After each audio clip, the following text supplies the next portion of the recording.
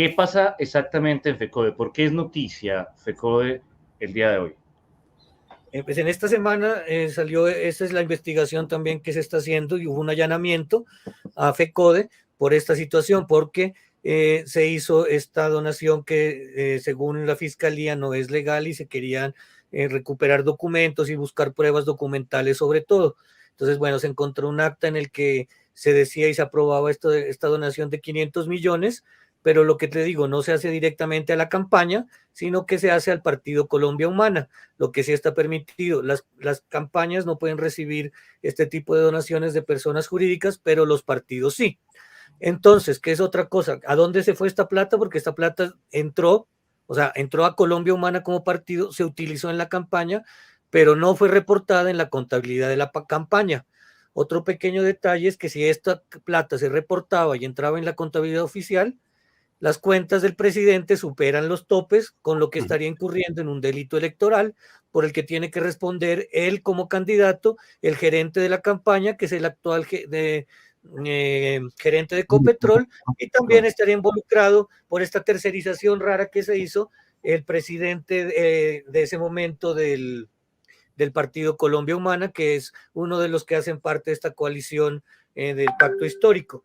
Entonces, es algo que está enredando ahorita a varios miembros importantes del gobierno que hicieron parte de la campaña y que pues también debe resolverse por parte de las autoridades competentes. En el caso del presidente, que en eso tiene razón, el fiscal no tiene competencia para investigarlo. Por su fuero presidencial, esto debe ser o de absoluciones, como se le suele llamar, del Congreso de la República.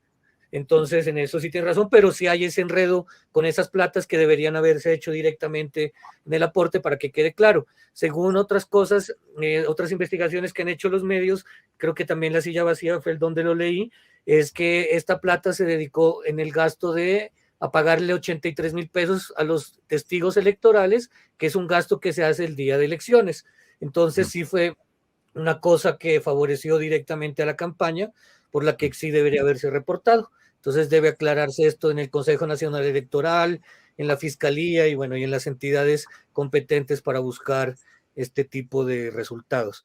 Y de la parte interna que te decía, la crisis ministerial empezó ya con la renuncia de Jorge Iván González, que era director de Planeación Nacional, que era un académico, una persona técnica, a quien según estaba pues también oyendo, le estaban haciendo bullying, como por decirlo así, porque tenía personas técnicas de gobiernos anteriores, que incluso el presidente se refería a él como el director de planeación de Duque, bueno, cosas.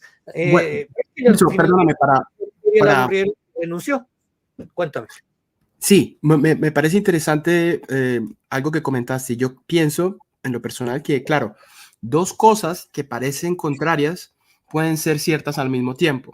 Yo estoy de acuerdo y yo creo que hay suficientes evidencias de que, como tú lo dijiste, el fiscal Barbosa tiene un sesgo clarísimo, tiene intenciones incluso presidenciales y, dice que digamos, es una de las personas más brillantes de su generación, además pues que tiene un ego, no es un personaje también es un que no... personaje oscuro, ¿no? Un personaje un poco sombrío también por su parte. Tú lo mencionaste, fue amigo de la Universidad de Duque. Arboleda. Tiene una señora, una vicefiscal que es Marta Mancera, ¿verdad? Que también, también se le cuestiona por cosas muy serias, es decir, de estar incluso protegiendo a narcotraficantes y a grupos y a bandas criminales. Es la persona que quedaría encargada mientras se elige, exacto. se elige la nueva fiscal. Exacto. Por ejemplo, Daniel Coronel dijo en estos días que que el fiscal Barbosa había recibido un premio a su pésima gestión, ¿cierto? En la posición de la señora Mancera, pues ahí como encargada, como fiscal encargada. Todo eso es, además, yo creo que también, no lo hemos mencionado, pero está el caso de la manipulación de testigos de Álvaro Uribe, que también está ahí. No sé si ya, ¿cierto? Sigue ese proceso que es con el Senado. Continúa. Continúa y además, claro, yo puedo comprender que si uno está hacia el lado de la derecha colombiana o si uno, cierto, tiene simpatía por el expresidente Uribe, si uno es uribista, pues puede tener, cierto, puede tener suspicacias, puede sentirse, cierto, muy nervioso si una nueva fiscal, una de estas señoras de la terna, pues entra a meter el acelerador al proceso de Uribe. También eso sería una cosa muy... La financiación de Odebrecht. Hay varios casos. Hay muchos casos, por eso esta batalla es tan importante, ¿cierto? Por eso estamos en y por eso yo creo también, entonces, al otro lado, ¿cierto? Dos cosas, como decía, que parecen contrarias, pueden ser ciertas al mismo tiempo. También es verdad que estos asuntos de la campaña de Petro presidencial, pues merecen ser investigados, como tú lo estabas mencionando. Bueno, ese aporte de FECODE, si fue o no fue, son investigaciones legítimas, pienso yo. Lo mismo con Nicolás Petro. Lo mismo el asunto que mencionaste del canciller, ¿no? Que hay mucho que investigar porque parece que su hijo también estuvo involucrado en el negocio aparentemente fraudulento con la expedición de los pasaportes y ese dinero que perdió la nación a cuenta de esa negligencia, etcétera, etcétera. Las dos cosas pueden ser ciertas al mismo tiempo, ¿no?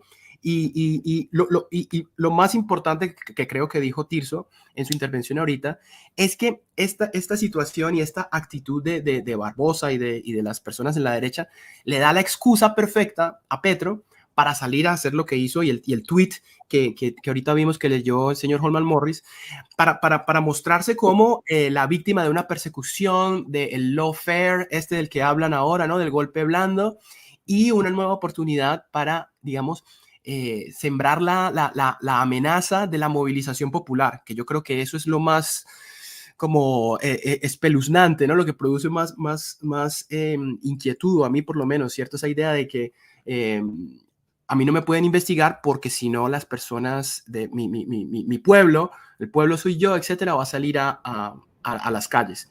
Bueno, Gustavo, perdón, ese es un tema muy importante y quiero que abordemos esto. El llamado a la movilización popular, siquiera 5 minutos con los oyentes. Ángela nos escribió, también otro oyente nos escribió. ¿Qué significa para el país que Gustavo Petro llame a la movilización popular? Es un chantaje, otro de los chantajes tradicionales de Petro. Nos recuerda lo que vivimos en la época del presidente Duque.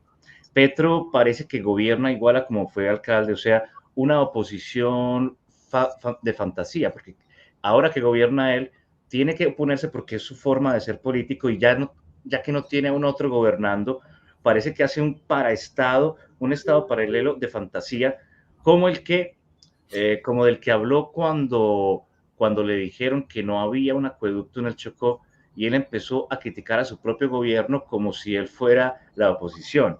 Entonces le toca fantasear cuando se equivoca. ¿Qué hace el presidente llamando a una movilización popular cuando él tiene el poder? ¿Qué significa eso para nuestro país, queridos amigos?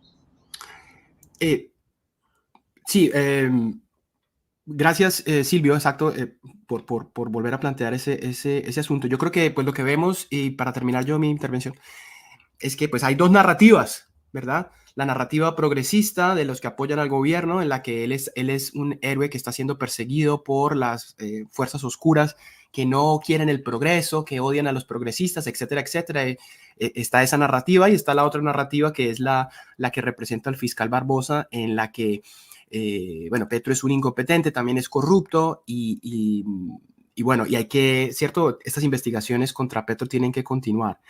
Tirso, te quería hacer una pregunta, ¿sí? Tengo aquí un trino, no lo voy a mostrar, pero es un trino de Gustavo Bolívar, de hace unos días, ¿no? Duque presentó la terna para fiscal un 3 de diciembre. Barbosa fue elegido el 29 de enero. Es decir, para escoger al peor fiscal de la historia, la Corte Suprema de Justicia se tardó 59 días. Para elegir su reemplazo de una terna de lujo entregada por Petro el 2 de agosto con 3 mujeres con amplia experiencia en la rama, experiencia que no tenía Barbosa, lleva más de 150 días. Entonces ahí, ¿cierto? Ahí también está la narrativa, ¿verdad? ¿Por qué se está demorando tanto en la Corte Suprema? Tú dijiste ahorita, lo mencionaste, y muy interesante, ¿cierto? Que no hay un plazo. La Constitución no les pone una un límite a la Corte para elegir al fiscal. Sin embargo, llama a sospechas, a suspicacias, ¿por qué no lo han elegido ya y cuál es el problema ahí? Y si es una terna de lujo, porque yo no conozco a esta señora muy bien, tú de pronto sabes más de ellas, y si no es posible que esa terna también tenga un sesgo hacia la izquierda. Pues no, la verdad son personas que llevan tiempo trabajando en la fiscalía, que saben de procesal penal, que es algo que los últimos fiscales no conocían. Pues sí, son, no, pues de lujo, no sé si se podrían calificar, pero sí son personas que están preparadas para asumir el cargo de fiscal. El problema no tanto es de plazo, sino que las condiciones para la elección del fiscal es que debe ser una mayoría absoluta dentro de la Corte Suprema. Y estas mayorías son difíciles de lograr, Sí. porque lo que les digo, lastimosamente hay una cooptación de la rama judicial por parte de los políticos también, y hay muchos intereses en eso. Entonces, es lo que te digo, Bolívar ahorita se refiere a la última elección, pero como les decía, el exfiscal Diago estuvo encargado creo que por más de 1 año y medio, casi cerca de 2 años, no estoy seguro de la cifra, pues para no hablar, pero fue mucho tiempo, y en esa época todos los que ahorita están pidiendo que sea rápido, estaban quejándose, estaban de acuerdo, perdón, es lo que pasa en muchos temas, ¿no? Lastimosamente, en esta sociedad colombiana estamos muy polarizados, entonces los que ahora gobiernan critican, bueno, los que antes gobernaban ahora son oposición y critican cosas, y los que ahora gobiernan se olvidan que hacían lo mismo. Bueno, es en todo caso, ¿no? Algo que dijo en la W Julio Sánchez Cristo, que hizo un pronunciamiento duro contra el cambio, ¿no? de Petro, que dijo que lastimosamente el gobierno se queja a veces mucho de que se le hace una fiscalización mayor que a otros gobiernos, y entonces se argumenta que es por eso, ¿no? Porque se esperaba realmente que se dé pues una transformación más clara de lo que se ha visto hasta el momento en más de 1 año de gobierno, en los que a veces hay muchas fallas, sobre todo de tipo administrativo.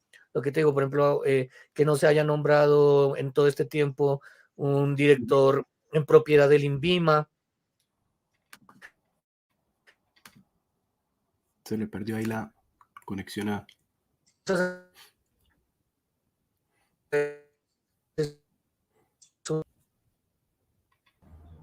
Bueno, sí, está teniendo problemas de conexión. Invitamos a los oyentes a suscribirse al canal, activar la campanita. Es algo que ustedes hacen en un momentico muy fácil, pero para nosotros es muy importante. Vamos a pasar a la noticia de SADE, ¿cierto? Sí, que conecta con esto, y era la segunda pregunta que le quería hacer a Tirso. Además, ya volvió Tirso, entonces dejemos de terminar la parte del fiscal y pasamos a hacer la pregunta sobre SADE. En un momento les vamos a hablar de nuestras últimas publicaciones de la emboscadura y del próximo taller del zorro que se viene con toda en el bar Bebop en el centro de Medellín. Adelante, compañeros. Qué dicha y alegría tener a Tirso hoy con nosotros para que nos hagas estas aclaraciones de los asuntos jurídicos que son el trasfondo de esta crisis, ¿no? Entonces, Tirso, perdona, continúa. No, dale, entonces lo que te decía, es más el modelo institucional que hace complicado que todos estos magistrados se pronuncien, pues ya hagan una decisión unánime en torno a este nombre, pero sí creo que sería lo más sano que se designe una fiscal en propiedad, porque cualquier cargo en encargatura es como estar en un limbo. Entonces, sí, ojalá que se haga esto, y que esperar la imparcialidad que se espera del aparato judicial, ¿no? Una crítica es eso, que en nuestra Constitución del 91 se tomó la fiscalía como una cosa híbrida, ¿no? Porque, por ejemplo, lo que en Estados Unidos, vos sabes, allá el fiscal hace parte del Ejecutivo, es sí, parte, o sea, lo nombra el presidente. Lo nombra el mismo presidente, sí. El encargado de ejecutar la política criminal del presidente, pero acá no, acá se decidió una cosa híbrida, porque hace parte del aparato judicial, de la rama judicial, pero lo designa el presidente. Pero no es, como lo ha dicho a veces Barbosa, no es un subordinado, en eso sí tienes razón, este personaje, pero lo que te digo, sí, hay que tener en cuenta que constitucionalmente, para bien o para mal, así se diseñó, cuando se diseñó nuestra Constitución, que no la voy a criticar, que pues, tiene muchas cosas positivas y fue un cambio muy importante de los últimos siglos, tiene estas inconsistencias que se han hecho no tanto por las instituciones, sino por la gente, porque pues, lastimosamente se han ido politizando. La designación de los magistrados de las cortes también se hacen nominándose por cooptación, los mismos se nominan, se vuelve un círculo vicioso. Entonces hay muchas cosas detrás humanas que del aparato o del diseño institucional. Vale, sí, y uno recuerda también en las épocas de Uribe también, ¿no? Peleándose con las cortes, acusando a las cortes de ser parciales, etcétera, ¿no? Es algo que, como tú señalas, es en parte un problema que se genera por el mismo diseño institucional, pero también por la politización de la rama judicial. Tirso, te quería mostrar para que opinaras y este energúmeno, este señor Saade, ¿cierto? Y los otros, digamos, la gente petrista que está, digamos, promoviendo esta movilización social. Quiero que escuchemos esto. No permitiría un golpe de Estado y un golpe de... A ver. Y es hablando de la narrativa del golpe de Estado y el llamado de Gustavo Petro a la movilización. Veamos lo que dice este señor. Colombia se habla de un posible golpe de Estado contra el presidente Gustavo Petro. ¿Qué decir referente a ello? Miren, ni se les ocurra un golpe de Estado en Colombia. El pueblo no permitiría un golpe de Estado, y un golpe de Estado sería el derramamiento más grande de sangre que haya existido en la historia de Colombia. El pueblo se volcaría a la calle y eso sería nefasto. A la ultraderecha recalcitrante que vive soñando con un golpe de Estado en Colombia, les digo y les aclaro, ni se les ocurra, porque habría el derramamiento de sangre más grande que la historia de Colombia pueda recordar. Bueno, ¿qué piensas ahí, Tirso? Bueno, no, estaba también al tiempo de que oía este personaje, porque Colombia sí nos da muchas cosas para pensar, ¿no? Bueno, también este señor, bueno, es pastor de una iglesia. Hace poco ha estado vinculado con escándalos de contratos corbata. En la época del COVID es el ridículo en un video famoso que se hizo viral donde le cortaba unas pelotas de caucho que parecían simulados el virus del COVID y así decía que iba a sanar a Colombia. O sea, bueno, hay que ver también de quién vienen las cosas para juzgarlas. Claro. Pero es obvio, pero es una reacción a lo del presidente que sí es lo preocupante. ¿Por qué ves un llamado desde la institucionalidad, entre comillas, para un levantamiento de movilizaciones, algo que es peligroso, sea como sea? Pero tenemos también... Bueno, problemas en Yacuán, que ver con la conexión. Ya. Sí. Está saltando la conexión un poco. Y vuelve... Bueno. A ti en lo personal, ¿por qué lo llamas energúmeno? Bueno, solo con base en este video que acabamos de ver, ¿cierto?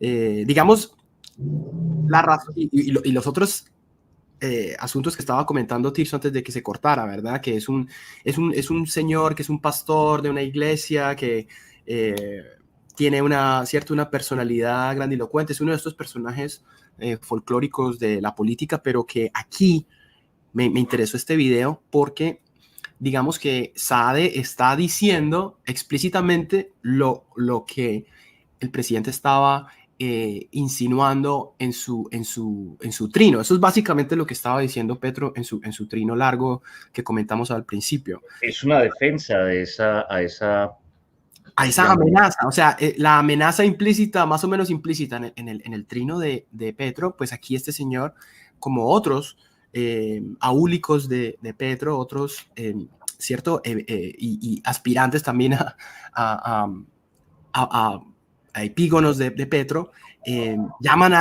advierten un derramamiento de sangre, Silvio. O sea, por eso me llamó la atención es un lenguaje muy fuerte, ¿no? Y es un chantaje, ¿no? O sea, igual, mire, Gustavo, que ya nos decía Tirso, nos recordaba que los políticos necesitan a un rival, a una némesis, con el cual siempre estén haciendo la pelea, incluso imaginaria, fantasiosa, ¿no? Fantasiosa, como Uribe con Chávez, que igual los invitamos a ver nuestro programa de hace 8 días hablando de ese riff y raff entre Petro y Milei. La altura la altura del rifirrafe entre Uribe y Chávez era mucho más alta, era, aunque fuerte, era un momento de hostilidad que sufrimos los colombianos, pero su forma de hablar era como un poquito más de altura, un poquito más de altura tenía Chávez que Milei, un poquito más de altura tenía Uribe que Gustavo Petro al hablar con un presidente de otro país. Acá estamos hablando de un pastor, un áulico, un defensor del petrismo que usa ese lenguaje, habla de derramamiento de sangre en un país que no ha parado de estar en mares de sangre, de estar nuestra bandera por algo, y que en su literatura, miren esto, en su literatura podríamos hacer tesis de grado sobre los hilos de sangre o los mares de sangre o los ríos de sangre en la literatura colombiana. Entonces, para que venga este señor ahora a recordarnos esto, pues a mí me da mucha tristeza que el petrismo caiga en esto, porque le había dado una esperanza al país distinta, al menos. Y además, con esa teoría del enemigo radical, pues siempre está hablando de golpe de Estado. Entonces, cada vez que uno se mete a Twitter, a X, están de primero Carolina Zanini y de segundo golpe de Estado. Y uno dice, bueno, pero ¿qué? Es una imaginación, queridos oyentes. O sea, yo puedo hacer que mis bots un día hablen de golpe de Estado, ¿qué? Para seguir manipulando la opinión pública. Vamos a darle la palabra a Tirso para acabar de abordar este tema y continuamos. Porque perdóname, y Silvio, ahí lo comentaste también de paso, y es el asunto de que la ultraderecha, ¿no? O sea, que es también un dispositivo, un expediente muy normal, ¿no? Dentro de la polarización, y es que cualquier crítica o cualquier medio de comunicación que señale los problemas palmarios que tiene el gobierno de Petro, pues entonces queda calificado de ultraderechista y si lo echan en el mismo costal de, ¿cierto? Los opositores más, digamos, sectarios de Petro, ¿no? Hola, Tirso. Entonces, tu último comentario ahí sobre lo que decía el señor, el pastor. No, pues es un personaje, lo que les comentaba, es grave porque es más grave, no tanto por él, ¿no? Por la fuente original que es el presidente, ¿no? Lo que les decía, es una persona llena de contradicciones. Incluso hace poco les decía en los medios que el Centro Democrático era un nido de ratas, pero le demostraron también que hace unos cuantos años había pedido el aval para ser candidato a la alcaldía de Santa Marta por el Centro Democrático. Entonces, pues es un personaje que a veces hace eco, y lo grave también es eso, ¿no? Que hace un llamado a la violencia siendo el líder de una iglesia. Entonces uno no entiende cómo. Y también pues la mezcla que... Bueno,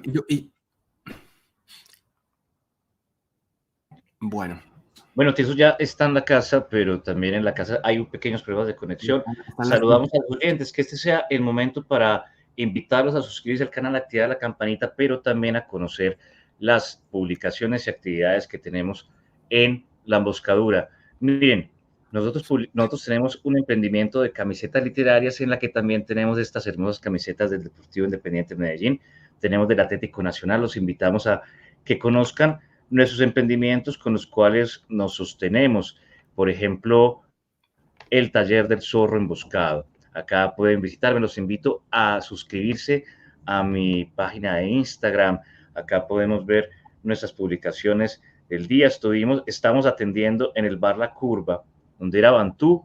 Los invitamos también a visitarme ahí, puro rock. Tenemos las camisetas literarias. Los invitamos a ver el programa de debate que tuvimos con Dora Saldarriaga hace un par de días sobre las olas feministas, donde Gustavo, acá nuestro filósofo liberal, nuestro